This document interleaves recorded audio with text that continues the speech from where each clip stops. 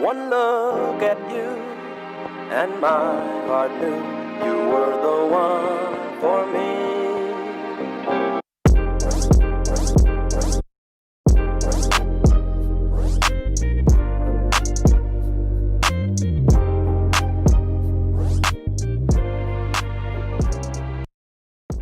Welcome everybody back to Docseason. Thank you so much for being a part of the show. Like always, this is episode 11, and I have two very special guests with me today. They're actually my own colleagues at the University of Arizona in my master's program, so it's an honor to be able to have them on the show. How y'all doing today? Danielle, go ahead and introduce yourself to the people. Yes. Hi, my name's Danielle. I'm a senior at the U of A in the accelerated master's program, so in the NPA with these two fellas. And then, so at the U of A, I did my undergrad major in public management and policy. And now in my MPA, I'm doing emphasis in nonprofit management. With that, I work on campus, like in basic needs and security, which is very present on our campus. On campuses nationwide.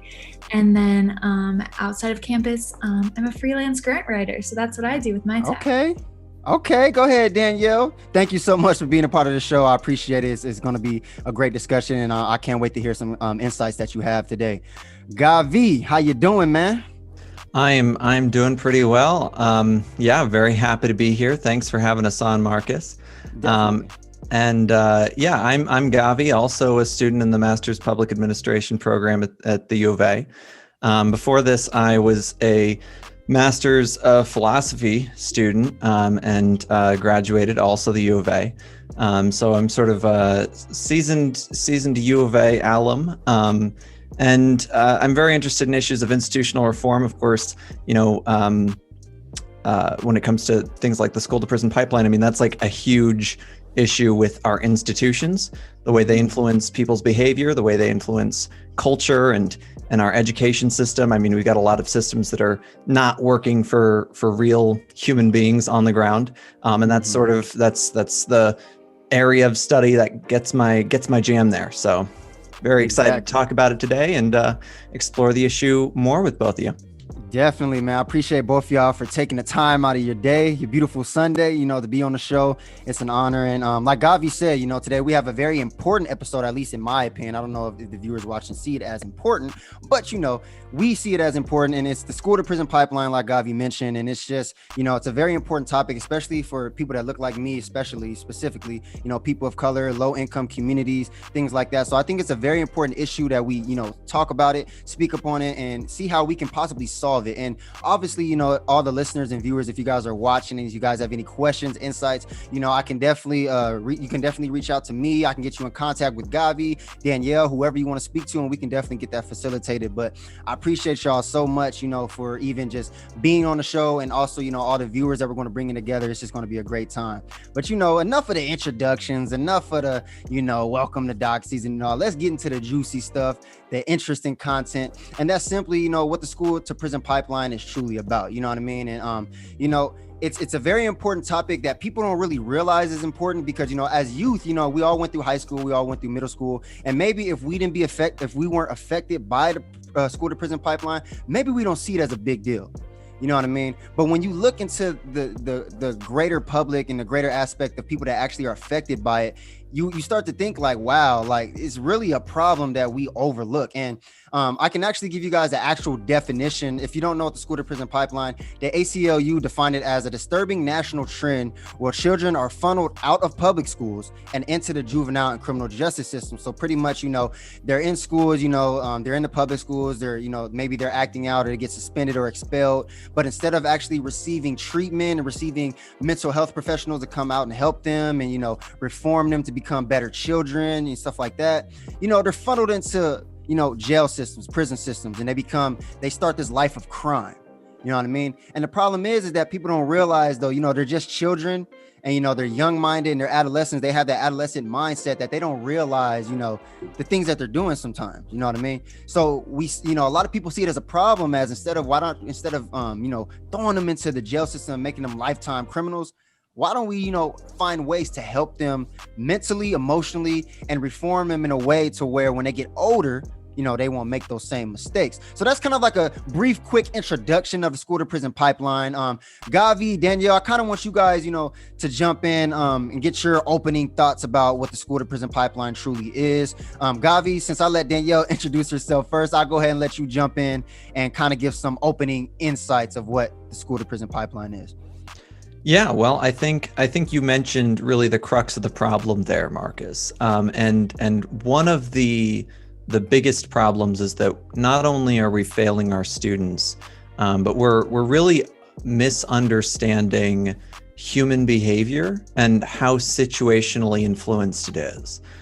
People in situations, I mean, you can appeal to psychology to understand this in terms of like behavioral psychology. We saw with like the Milgram experiments, right? You can get people, sort of coerce them using authority and using all of these different situational variables. And when you adjust them just a little bit based on the kind of clothing, when the experimenter stops wearing a lab coat, people obey the experimenter less. And it's one little situational variable that drastically influences human behavior. And when we're talking about students in school, students, as you mentioned, they don't have that mature mindset. Their brains haven't fully matured. They don't have the fully formed prefrontal cortex. And so they're not able to appreciate having to make those fully autonomous decisions where they're going to use all of the information that adults come to be used to using, but adults don't even use it.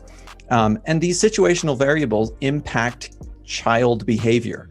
And when we're talking about situational variables like poverty and like racial factors and the way that we treat different members of different communities in our society, I mean, we're exposing them to prejudices, and we're exposing them to biases in our culture and in our society. The way that we treat them is going to shape the way that they behave and the way we expect them to behave when they get into schools.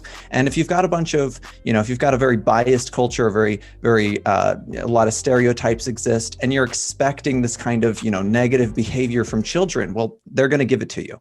Exactly. And so if you're expecting somebody to be combative and you're expecting somebody to be rebellious or whatever, or not listen to your authority as a teacher, you're going to be more inclined to punish them and punish them harsher. You're going to issue those, I'm going to give you detention, I'm going to give you suspension or expulsion or whatever it is. And school administrators, I mean, they reinforce this mindset all the way up at the highest levels until students they're 14 years old and they're before a juvenile court system where they're going to be, potentially even tried as adults for these infractions that have sort of piled up into patterns of behavior that is negative patterns of behavior, not only that they were exposed to from a young age because of, factors of their socioeconomic status and their lesser privilege and all of those sorts of things that compound into poor behavior or behavior that's less standard than is expected from children.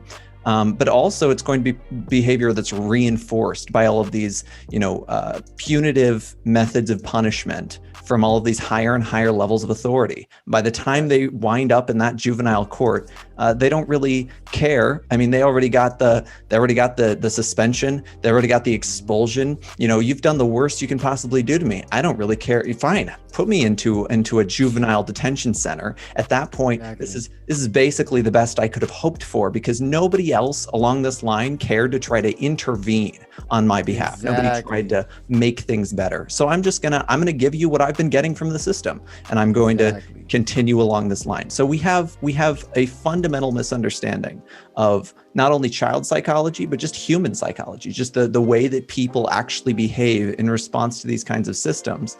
And we have no effort to try to reform their behavior or try to adjust these sorts of situational factors that are pushing them along these lines out of our society and out of, being able to successfully accomplish school or accomplish citizenhood or whatever we expect from people by that point. It's a tragedy.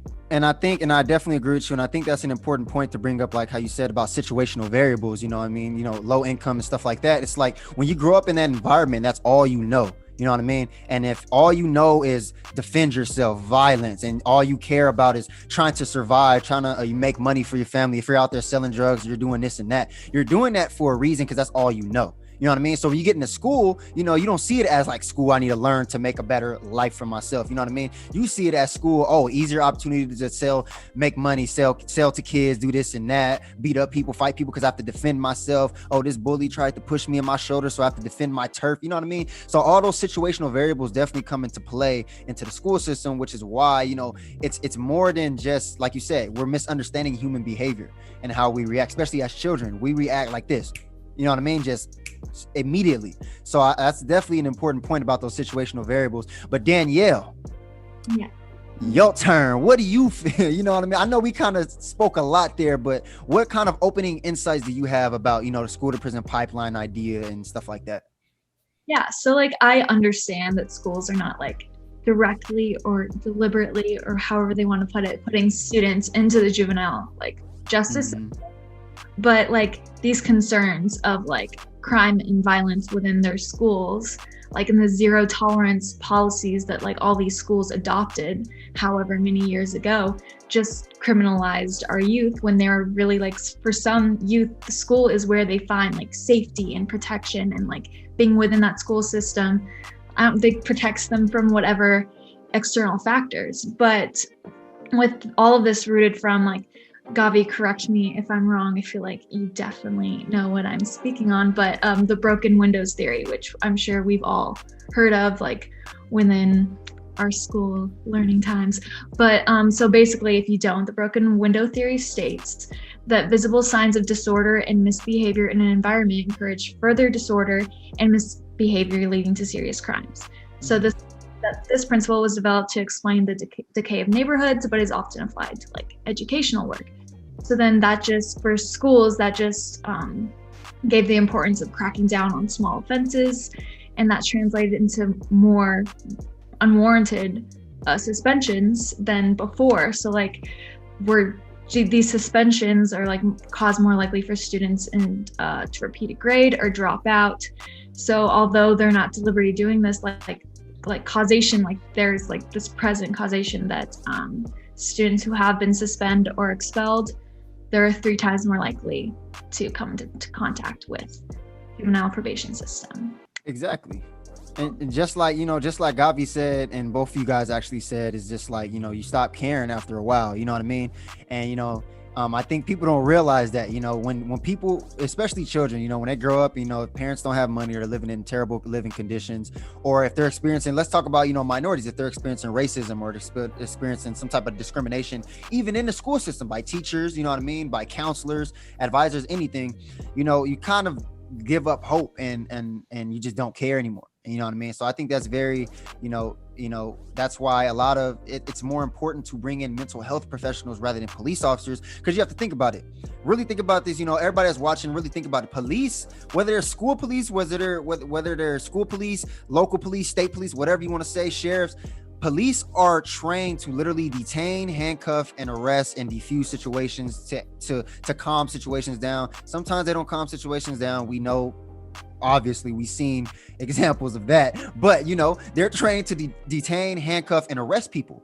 And you know what I mean? They're not trained to, okay, this child is acting out, let's figure out why, and then calm them down. You know what I mean? No, you know what I mean? They're trained, I'm going to arrest you. You're acting up, come here and put you in handcuffs, you're going in the police cruiser. You know what I mean? So I think that's an important aspect that people don't realize, is that they're putting all of these police officers and police cars and also police presence on campus at these dangerous schools, but they see that's the problem. They don't realize the root problem of it. You know what I mean? It's the lack of resources. It's the lack of transparency in the school system. You know, a lot of teachers that don't care. You know, they're just there. You know, they give up hope. There's like, oh, they're going to fail anyway. You know, who cares? Let them feed them to the criminal justice system. You know what I mean? I've heard, I went to a school, you know, it wasn't the greatest school in the world, you know what I mean? But I've seen it with my own eyes in my own high school. It's like there are teachers where they're like, I don't care anymore. You know, you're going to end up like this. You're going to end up like that anyway. If you don't come to class and do your homework, you're going to end up on the streets. I'm like, you know what I mean? It's just, so I don't know. But so like, Gavi, do you think over time, the school to prison pipeline has changed? Has it gotten better? Has it gotten worse? Or has it like stayed the same? Do you have any insight on, through the years of any trends that has been going on? Yeah, my impression on the trends, and this isn't necessarily motivated by statistics, but by an understanding of how systems like this work. When we look at systems that reinforce this kind of behavior and this line of thinking of punitively punishing individuals for situational variables that motivated that behavior, largely variables that were outside of their control, we tend to see these systems sort of self-propagate. They sort of encourage their own furthering, and they encourage that they encourage themselves, not only because of politicians and administrators, people that buy into that kind of thinking, but they also encourage it because of the people who are now caught in this kind of loop of behavior who can't get out. And the reason that they can't get out is because, well, how would you get out of a system like that? You'd probably get out of it through education. But if the education system is failing you, then that's not an option anymore. Now you're in prison, and we know that prisons typically feed into more prisons. People who are incarcerated tend to get, they tend to be repeat offenders. Our recidivism rate in the United States is abysmal. We are not only, we're feeding them into a self-feeding system in the prison system, but we're also creating an education system that is making it impossible for them to transcend that or to get out of it. I think, there's a really interesting study back in 1978 by Darley and Batson. They did this study that ended up being called the Good Samaritan experiments. And basically they studied what sorts of situational factors will influence helping behavior. So if you're walking along the street and you see somebody who's off in the corner, sort of a homeless looking person, and they're moaning and they're, rolling around and they're crying out for help. What factors are going to influence a person who stops? And in this controlled study, they found religiosity, how religious a person is, that doesn't influence it almost at all.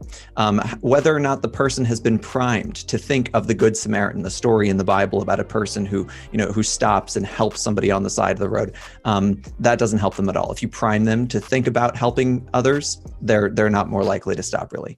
But the one thing that was likely to get people to stop and help this person, how hurried they were to get to their next place. If they were in a big hurry to get somewhere, they're not likely to stop and help somebody. But if they're not in a hurry, if they're sort of taking their time and they've got 15, 20 minutes to get where they're going and it's not that far away, then they're likely to stop and help somebody. What we see is that an environment of caring and helping others and being empathetic and compassionate, if we want to create that kind of environment, we can't create an environment where people are hurrying around and rushing to the next place. That's one outcome you can one takeaway you can walk away from that with. But the more important thing is that we can see that these kinds of situational variables, extremely arbitrary ones, like how hurried you are to get to one location or another, is going to influence whether or not you could potentially save somebody's life on the side of the road.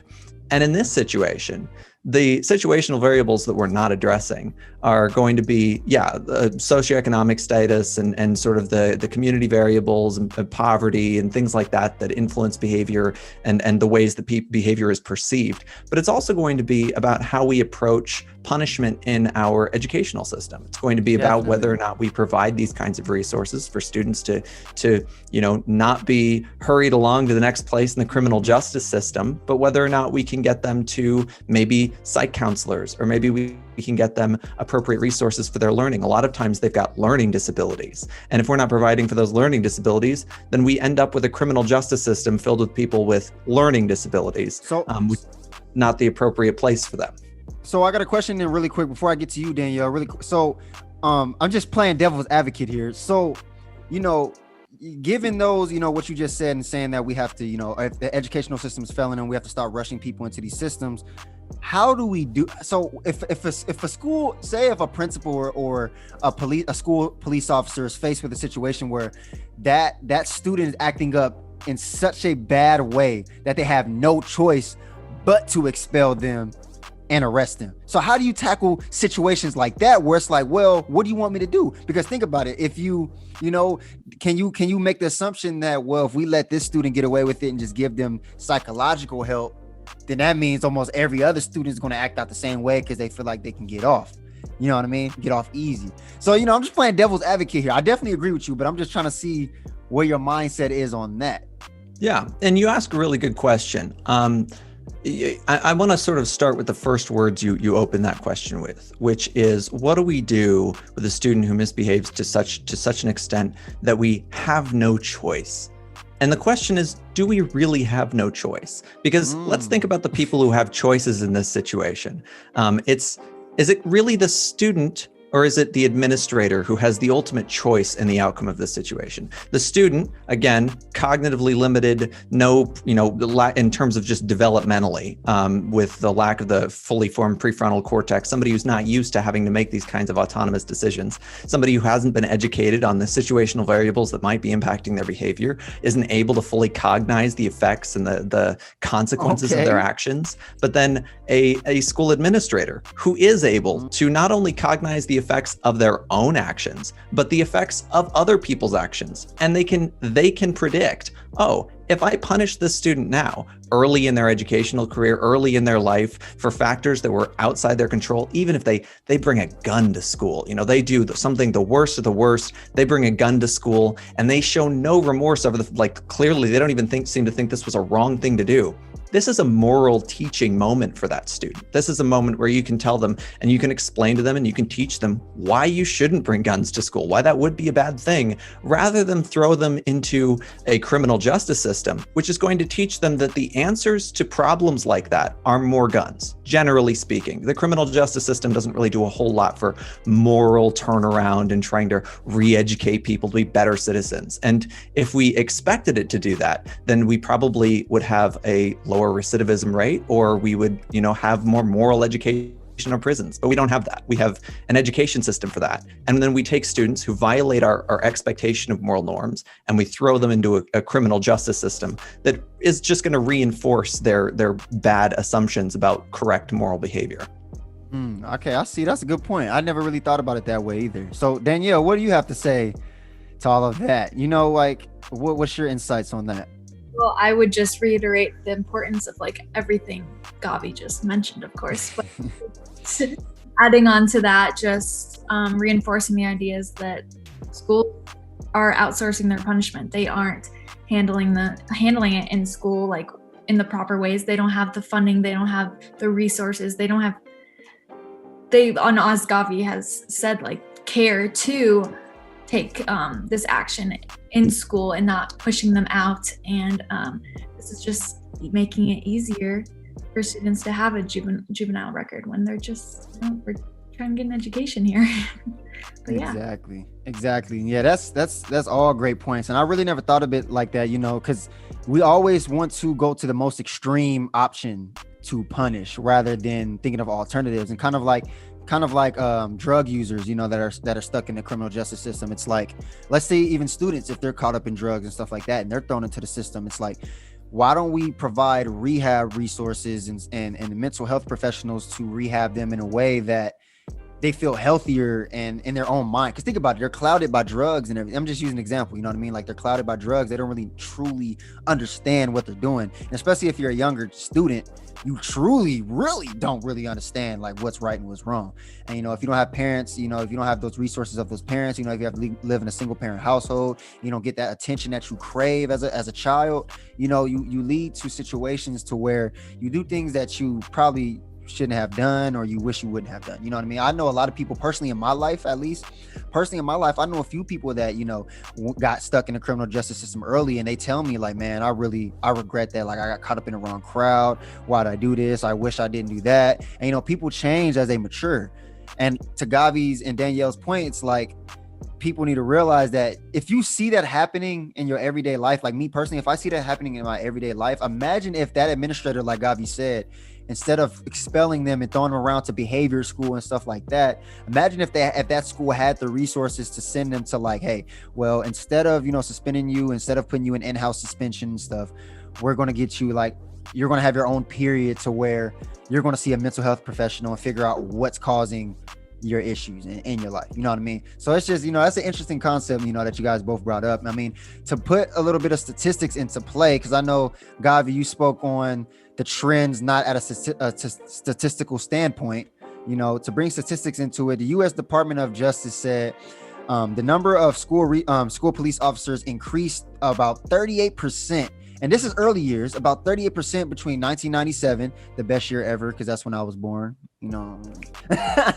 But police officer in the schools increased about 38% between 1997 and 2007, so about 10-year difference. And security guards increased about 27% between, around the same time. And you can only imagine that it's going to continue to grow and grow.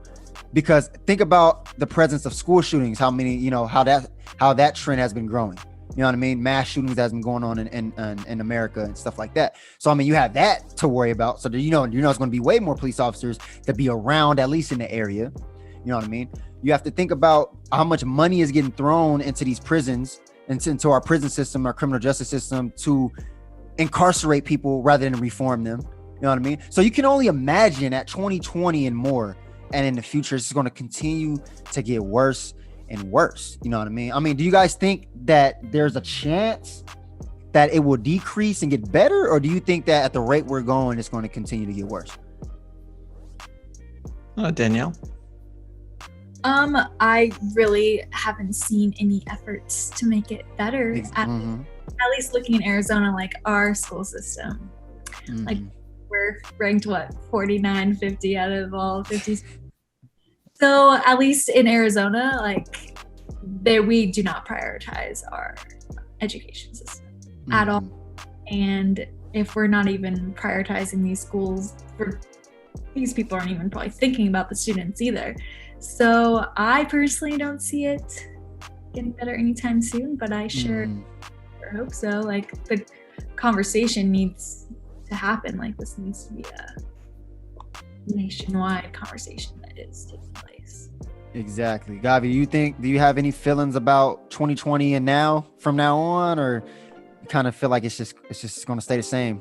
Well, I'm of two minds about this. On the one hand, I see the problem's going to get a lot worse before it gets better. But on the other hand, I'm very hopeful in isolated circumstances, at least. For instance, TUSD has been making some recent reform efforts to try to address and that's, TUSD in Tucson. So that's just one school district in one city of the entire state of Arizona. And where most of these problems are happening is actually in Maricopa and the Phoenix school districts. But at least as far as Pima County is concerned, and as far as Tucson is concerned, I'm a little bit hopeful. TUSD's made efforts to sort of reduce their zero tolerance policies, their reliance on punitive punishments at the administration level. But we still see, and I think Tucson's efforts there have been because of our strong minority communities, that we've had a lot more activist efforts to try to reduce these kinds of approaches to reforming behavior and approaches to education as well. But I think in terms of Phoenix and even in Pima County, I'm still a little bit pessimistic. I mean, we saw not that long ago there was a school or a county lawyer who released an op-ed in Arizona Central newspaper. Or Arizona Daily Central, I think that's what it is. And basically was deriding that, this school to prison pipeline doesn't even exist in Pima County. He was just completely straight up denying that it even exists as a phenomenon when it so clearly does.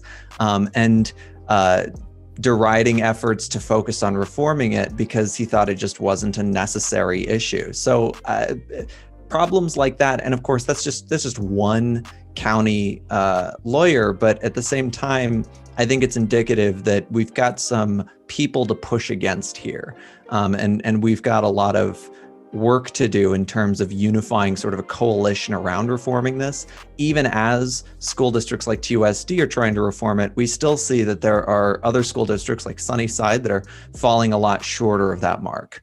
And where students are consistently finding themselves, the treatment is poor, the funding for the schools is much, much poorer, which is definitely feeding into the problem, but also their reliance on SROs, school resource officers, those police officers, it's increasing. They've imported, I think in TUSD, they had at least 3 or 4 more SROs that were added in the school district over the last year, and funding for them increasing, which is a little bit alarming given that, even as they're trying to reform and get away from these punitive measures, they add more SROs.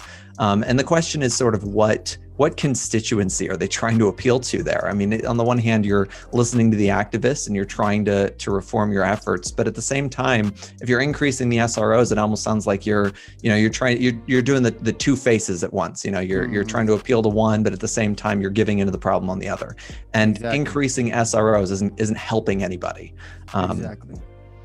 Definitely. I definitely agree with you. And I think that's a big problem too in our educational systems, that a lot of people, at least, we can't say a lot, but there's a few out there that, tend to want to cater to, they know what the problem is, so they want to cater to that problem and try to solve it, but they also want to save, save themselves as well. You know what I mean? If, like a principal, for instance, they want to make themselves look good. A teacher, they want to make themselves look good if they feel like they're tough on this crime and they're a safe school and a clean, safe space.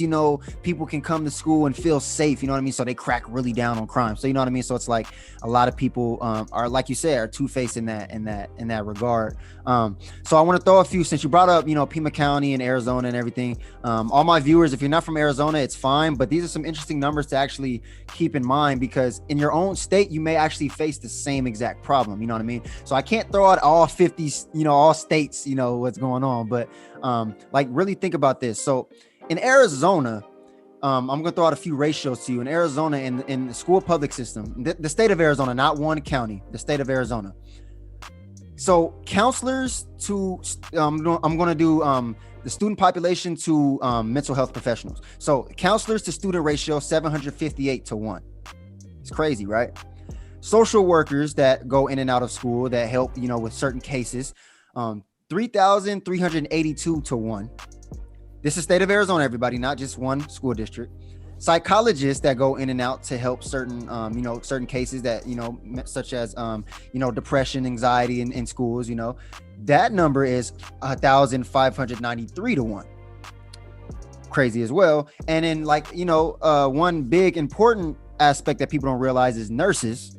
Everybody needs nurses every once in a while. People get sick at school, parents are working. I need to go see the nurse. I'm sick. I don't feel good.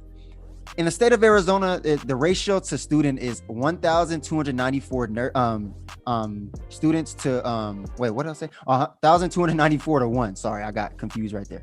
1,294 to 1. So you see the student ratio to, you know what I mean? You see the ratio that's going on, and you see the lack of resources in Arizona schools.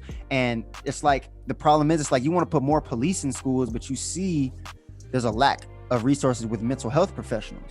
You know what I mean? So I think that's the problem, is that we need to develop more resources to be able to combat the problem. Like you said, Gavi, it's going to get worse before it gets better. And a few more a few more stats I want to throw out to you guys really quick before we move on is, so in Arizona, state of Arizona, I'm still stuck on the state of Arizona. Black students in Arizona are more than 2 times as likely to be arrested as white students in Arizona. And this is according to the ACLU out of Arizona, by the way. These are actual statistics. You guys can look this up on Google. You guys can, fact check me, do whatever you need to do. Native American students in Arizona are more than 3 times as likely to be arrested than white students. Crazy as well. And then another interesting thing that people forget to realize is, and I think Gavi and Danielle mentioned it earlier, is students with disabilities, learning disabilities and stuff like that. Students with disabilities in Arizona are 3 times as likely to be arrested as students without disabilities. So that's the problem right there. You see the problem right there, everybody?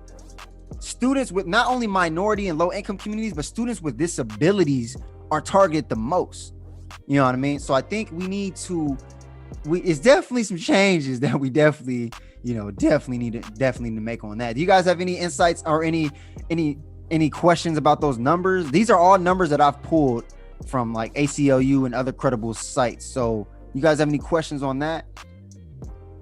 If I can jump in there, Marcus, I think there are a couple things really worth emphasizing, and not just in terms of the pure stats, but in terms of what these stats represent for our cultural values.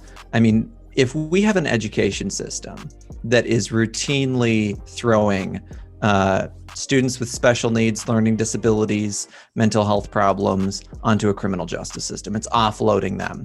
And if we have an education system that's offloading racial minorities, Black students, Latino students who are, disproportionately affected, lower socioeconomic status, and more likely to have behaviors that are non-standard to what our educational system is expecting.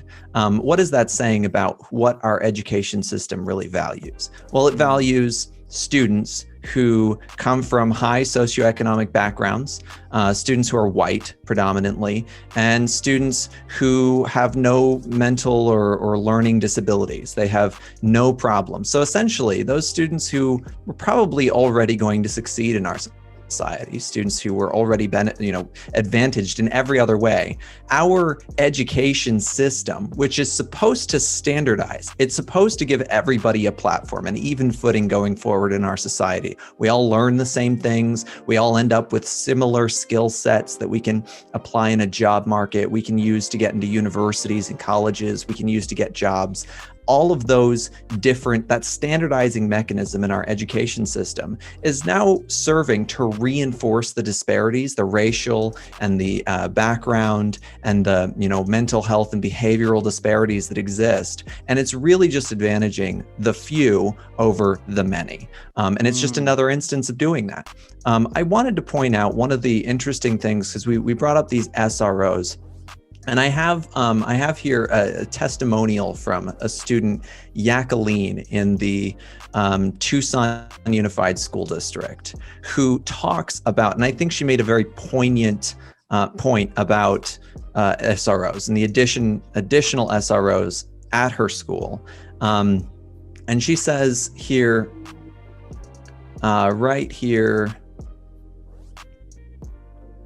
I have firsthand experience of the impact police have on campus, which is not as prominent as some may believe. Yes, there's always at least one police on campus, but the actual efforts made by said police are not adequate for the money given for their position. Many essentially do what a monitor does, just with a uniform and a handgun attached to their waist. And she goes on to say, due to implicit racism and bias, police are more problematic than helpful. Although many may say that police prevent crimes and chaos, this is not necessarily the case. Police do not prevent crimes. They simply oversee the issue after the fact.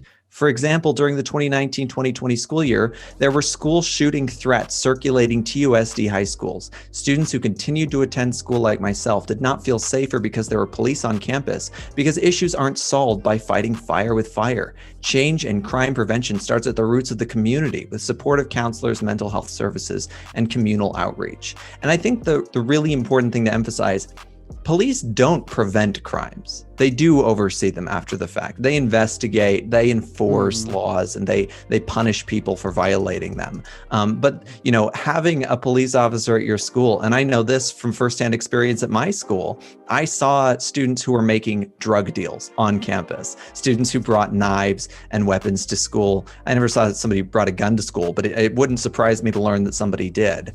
And yet I saw 2 different SROs constantly patrolling the school grounds. At no point did it occur to me, oh, they're making the school safer. That's interesting. Thank you for bringing up that testimony. That's an interesting point. Before I rebuttal to that, Danielle, do you have any, interesting insights or anything that's, to bring to the table as far as like the stats that we talked about, the testimony that we talked about? How do you feel about that? I kind of want to get your insight on that. Yeah, I feel like just going back to the fact of Gavi, reinforcing the points of enforcing like school-based mental health professionals rather than SROs. Like, I feel like that's just a key thing that like we do need to know, because I do feel like when looking at how to address this conflict and how to fix this issue in the future if we were given the opportunity to. I feel like creating these environments where like this typical adolescent behavior that we have discussed throughout this entire time is not seen as criminalized, but rather just that typical adolescent behavior, and just having law enforcement on campus isn't helping the fact, but is rather just being a key like contributor to the school to prison pipeline. So yeah, that's what I would take out of that for sure. Definitely. And I mean, and people need to realize, this stuff is actually happening. Like, we're not just talking about it. We're not just pulling up numbers. We're not just looking stuff up on Google. Got like, what Gavi just said, he actually had a testimony from a legit student from the 2019-2020 school year. Like, this is actually happening currently right now. And people don't realize that, people don't see it, so they overlook it. You know what I mean? Because it's not happening. And I think that's the problem with almost any problem, people overlook things because it's not happening to them. You know what I mean? So they don't care as much. I'm not saying everybody has to be so passionate about the school to prison pipeline and care about it so much that they're dedicating all of their money and resources to it. That's not what I'm saying at all. But I think people need to be more aware of what's going on. And one thing I want to mention too, kind of like going back to the numbers a little bit, I think people don't understand, and I think I don't understand it clearly either, but when we do introduce these mental health professionals into the educational system, you got to think about how big their caseload is. You know what I mean? So when they are implemented into the system, they are trying to reform these students, their caseload is so much and they're not getting paid enough. They're burnt out by time you get to said student that actually needed that help. You know what I mean? So it's like when you have that terrible ratio, student ratio to, mental health professionals, it's like, we need to develop resources to, if they have to have big caseloads, you know what I mean? We need to at least pay them a lot more. You know what I mean? So, and it's just like, we're putting all this money. This kind of like is interesting concept, it's kind of off topic a little bit, but it's that interesting concept about how people say defund the police. You know what I mean? It's not saying defund the police and get rid of them and abolish them. Abolish the police and defund the police are two different things. You know what I mean? So what I'm trying to say is that it's more about taking a little bit of resources out of the police/criminal justice system and putting it into our educational system and our mental health system and those other systems that actually need those resources. Because we're funneling all of this money into our criminal justice police system. And it's like, people are kind of getting fed up. It's like, man, y'all got enough money. You know what I mean? You guys are getting paid enough. You guys are doing all this, doing all that. And, people that are watching, this is my thoughts, my opinions. This is not Gavi's opinions. This is not Danielle's opinions. This is my opinions. People that are watching that are really supportive of the police may be like, no, what are you talking about? You know what I mean? So, hey, like I said, I'm open to discussion.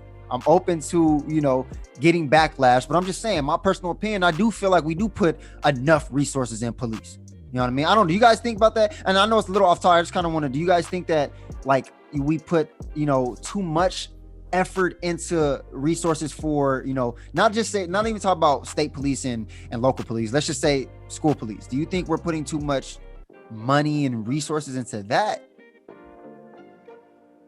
Danielle, what do you think? I just feel like there is present we need to look at the civil rights implications of schools' discipline policies for sure. And I feel like we definitely need to urge schools to restructure their discipline. Definitely. And so that we just need to see expulsion and suspension as a last resort rather than the normalized structure of schools like we have seen. Like my time going like middle school, like that was apparent and frequent, rather than going for the more supportive option, which is always available but is not taken. Exactly. And Gavi, do you have any brief rebuttals to that? Or are you good? I don't have not a rebuttal. No, I definitely am. I'm in agreement. I'm in full agreement. Even on the broader scale, I think just our society pours too much resources into police. Not necessarily because, I don't think that it's something that we need to focus on too much, other than to say that there are ways to divest these resources to get more bang for buck, to get more effective solutions to public problems. When it comes to behavioral problems for students, or behavioral problems for drug addicted persons, or behavioral problems for even just people who behave, slightly beyond the standard. I think we immediately rush to this sort of criminal intent, and that's what police, when they respond to something, are supposed to be able to have. They're supposed to be able to assume that there's criminal intent when they're responding to a call, but they can't do that. They have to respond to a call and assume, oh, well, could be criminal intent, could be a juvenile behavioral problem, could be a lack of education, could be psychiatric problems. It could be any number. It could just be a person who didn't take their medication or something. I mean, it could be such a broad sphere of problems. And what are their tools to respond with? Handcuffs, a gun, a taser, and a baton. And none of those 4 tools really seem like they're fitting for responding to a child, responding to a behavioral problem, or a mental health problem, or a psychiatric problem. None of these are really useful for responding to that. And the only recently did we equip our police officers with whatever it's naproxeline or whatever, the drug addiction resource that can get people, if they're in opiate withdrawal, you can basically pull them out with that. Only recently did we think, oh, you know what, when police are responding to opiate addicts, should we maybe equip them with some kind of medicine? And we treat our police as though they're catch-alls for this, and it's unfortunate. It's unfortunate for our police officers, because police officers don't receive behavioral health training, and if they do, they don't have a degree in it. They just have a couple of police officer sponsored trainings. And if you're responding to an issue that is so deep that there are thousands, maybe millions of people across the world that get PhDs in the subject, and again, you're limited with those 4 tools that are mostly tools for harsh behavioral correction, if we're putting it lightly, then you're woefully underprepared. And you should be upset. As a police officer, you should be upset with our society for woefully underpreparing you for the array of situations you have to respond to. You should be wanting behavioral health professionals to be responding to this issue. This shouldn't be like a left or right, or like a anti-police. This is a pro-police thing. We want our police officers to be able to do the best things in the best situations they can, the things that they're actually fit for. Oh, okay, Gavi, go ahead and speak the truth, man. Definitely, no, I definitely agree with you, but I don't, it's hard to, we need to figure out a way to figure out how. It's all about the how. We know the why at this point, it's like how. So that leads into my last segment that I really want to touch on before I let you guys go, is that, how do we solve this? You know what I mean? It's like, we talk about education, we talk about this, but do you guys have any specific ways that you feel that we can change this system for time to come? I'm not saying immediate action. I'm not saying next year to get better, but through time, through years, maybe 10 years from now, 15 years from now, 20 years from now, do you guys have any specific, ideas of solving this problem? And I'll let Danielle, since Gavi just opened up about that, I'll go ahead and let Danielle jump in on that. There's like a light that I've been trying to avoid. No. So basically, it all starts with researching, putting those efforts in, and finding effective alternatives. And that's, always a place to start. You notice something's wrong, you see these numbers, like we talked about TSD earlier.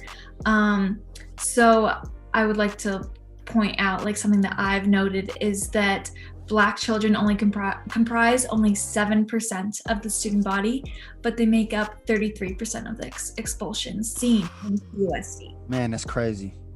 So we've reiterated this point that this is not the solution. And I've discussed like the civil rights implications previously, but just to start, increase the awareness of the prevalence, the impact, and like the implications of expulsion. And then just starting a national conversation, like I've discussed, on how to create these positive school climates.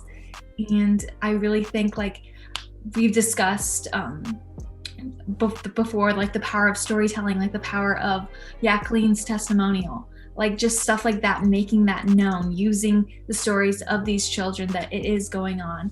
and trying to make someone see that it is worth taking action against. Exactly. And I agree with you 100%. And I kind of want to, say about, some things that something everybody that's watching, something that I learned in on my conflict management course that we're actually both in. These are my colleagues. And my conflict management course that I learned that, and, my master's program is that, we touched on the idea of feelings and needs and, and the way people are brought up in through family and how they're raised and this and that. And I don't think people really truly understand, especially in minority communities too. And people that aren't in minority communities or low income communities, they look from the outside and they're like, why are they acting like that? You know what I mean? But they don't realize the needs that people actually need, especially young children. If they're neglected in their family, if they're not raised with the proper money or the right clothes that they feel like they need or they want, or, if they go to school and they're bullied because of the clothes that they're wearing and this and that, or they don't have money to eat lunch that day, those needs that they crave and desire from their parents as young children, correlates to how they act to other people, not only in their community with their friends, but in the school system, which leads to crime, which leads to stealing money, leads to, bullying people, this and that. So, that's an interesting thing that I like to integrate into this discussion that I learned in class is that, those feelings and needs are really important, and I think we look at it as emotion and like, oh, he's hungry. Oh, he's bored. Oh, he's tired. Oh, he's not getting attention. Oh my gosh, whoop-de-woo. Oh, that's sad. You know what I mean? But people don't, we need to stop thinking of people's needs and feelings and emotions as like just their problem. Oh, sorry, I bumped my mic. But, I think people need to stop looking at it as, oh, that's their problem. You know what I mean? We need to start looking at it as, well, what's wrong? How can I help? And I think that's what goes to what Gavi said earlier about being a good Samaritan, just being a good person to other people, and it's just like, we need to figure out the root of their problem before we even try to fix anything. That goes for racism. That goes for capitalism. That goes for anything, that goes for family life, anything, relationship advice. I mean, our everyday lives, we need to figure out, how do we help people? Why is it affecting them? And what can we do to change that in order so they won't make those same mistakes? And I just think, last but not least, before I get over to Gavi, I just think that in order to fix it, it's not just adding resources and giving students education, but it's also realizing, their home life, the big general problem. How do we get them out of this situation to where the student doesn't feel like they have to go rob a store or steal from this student to feed themselves or feed their family? I feel like it's just much deeper than just education. You know what I mean? But, we can talk all day about it, but I know we don't have all day. So I'm gonna go ahead and let Gavi, how do we fix it? What are your closing thoughts? Is there any class content that you feel like could be integrated into the discussion? What are your thoughts? Yeah, I got a couple of thoughts on this. I'm gonna sort of break this into three ending points here. And the one I want to go back to something Jacqueline said in here, which I didn't read before. Sort of a comment she included in her statement was, especially attending a district with a predominant POC, people of color, and immigrant population, police do not create an environment of trust or safety. With undocumented students and immigrants, police may even be seen as a threat to their place in this country and their livelihoods. Of course, this can distract them in the very place that's supposed to be a second home. And when we're thinking about schools, the amount of time that children spend in schools and what schools become a centerpiece of their community. In fact, it may even become their entire community. When we think about where a lot of the homes, the kinds of homes that a lot of these students come from, with two working parents or maybe one working parent, when we're talking about the kinds of needs that may not be being met at home, but the kinds of people that they can meet at schools, their teachers and counselors, people that are supposed to care for them and help nurture them up into society. And when we talk about their friends and the communities they form among their friends and their peers at school, these schools are second homes, and in some cases, I think even arguably first homes. Their homes may become second homes. I knew people who in school, I knew kids who preferred coming to school. I knew especially kids in foster homes and such who found more utility and more love and nourishment and happiness in their school life than they did in their home life. And when we're trying to have this constructive conversation, we don't kick people out of their home just because they have a couple of behavioral problems. When we have our kids, and our kids, they talk back to us, we don't suspend them or expel them. We usually try to reform their behavior, and we try to get them, we love and nurture them to want to be a part of our family, and we try to get them to behave as we expect that our children should behave. So when we're trying to approach this issue with our schools, we need to recognize schools are homes for most of these children. They are a kind of home. They're a centerpiece of their communities. And they're a centerpiece of our communities. I mean, when it comes to what schools do for parents and what they do for working people in a given community, schools are a place where we send our children, where we go off to work and we send our children, and we expect that place is going to take good care of them. It's very hard to think that it's taking very good care of them if the first thing it rushes to is suspension and expulsion. And if you're a working parent and your child's been suspended from school for a behavioral problem, leaving them at home alone is not going to help that. And then whatever your alternatives are, leaving them to spend time with your aunt or whatever it is, that's probably not going to help them. The more time they're away from school, the less time that they'll be able to try to reintegrate their behaviors, to behave appropriately in the correct setting. So what we really need to do in focusing on this communal aspect of what schools are, we need to be focusing on having community dialogues about the roles that schools should be playing for our communities. And that's going to need to happen in a cultural context, in a socioeconomic context. I mean, a lot of our schools are funded by property taxes, which means that our schools are inextricably tied to the amount of funding that the property of one area is capable of generating for that school, which is a problem. That should be looked at and reformed. But even if it unfortunately isn't in the coming years, then we should accept that our schools are inextricably tied to the context, the economic and cultural context of the communities around them, which means that each school is going to need to have a separate dialogue about what kinds of norms culturally and socioeconomically they're expecting from the behavior of their students and the ways that they can adjust their disciplinary systems to better account for the variations in behavior, for the norms of behavior, and the ways that students are going to respond to discipline and to treatment, and the ways that we can have train our teachers to better account for that kind of behavior, train our school counselors and have culturally appropriate, culturally trained school counselors in these schools, and hopefully reduce the need for these kinds of SROs. And I think when I say reduce the need, I actually don't think they're really needed a whole lot right now,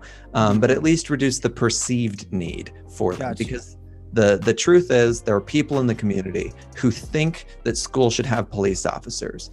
And we need to, they think that for real reasons. And whether or not we agree that that's actually the solution, their real reasons are probably worth addressing. If they're pointing to crime rates and they say we need a police officer because there's high crime rates over here, you know what? That's a valid reason for you to think that there should be a police officer over here. Why don't we try to address that in our community? Focus on culturally appropriate policing or methods of trying to reform behavior so that we can get you to feel more comfortable with withdrawing these SROs, with getting more, trained professionals in these specific areas in our schools, and having that community dialogue so that we can have a holistic reform effort rather than just trying to approach this from very, in the same way that they try to approach it with that very punitive disciplinary action. Our solutions can't just be as simple as more SROs, less SROs.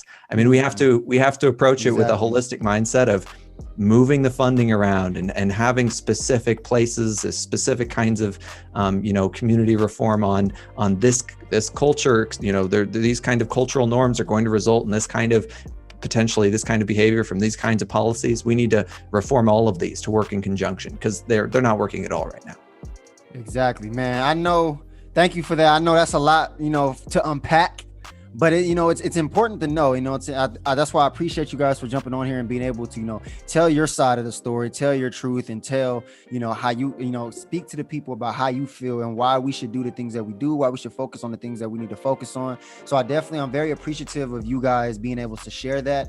And, it's going to take a long, any problem, any policy, any problem, any social problem, civil rights problem, social justice, any problem out there, it's going to take time to figure out how to fix it.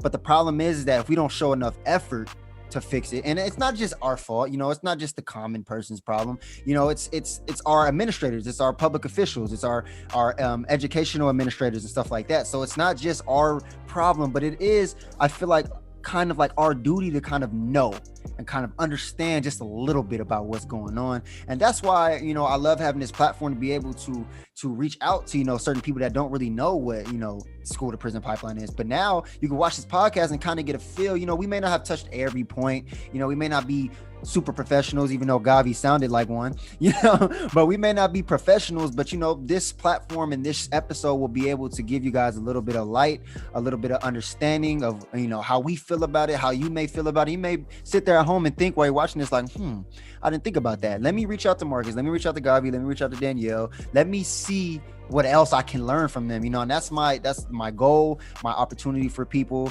and especially, having guests on here like Gavi and Danielle to be able to share that with the people. So like I said, man, I don't want to keep you guys too long, but I thank y'all so much for being a part of this episode. It's an amazing episode.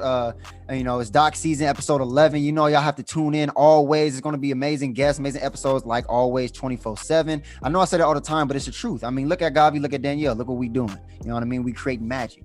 We're creating good discussion. You know what I mean? So before I sign off, Gavi, Danielle, do y'all have any last closing things about yourself? You guys have anything coming up? Campus Pantry, do you guys have anything going on that you guys want to, let the people know? No big things coming up soon, but we always are looking for donations, volunteers, support, getting the word out. We always appreciate that. Yes, ma'am. Thank you so much for being a part of it. Gavi, what you got going on, man? Not a whole lot for me. I'm hoping, I do have a stream, twitch.tv/LRHEA. That's LRHEA.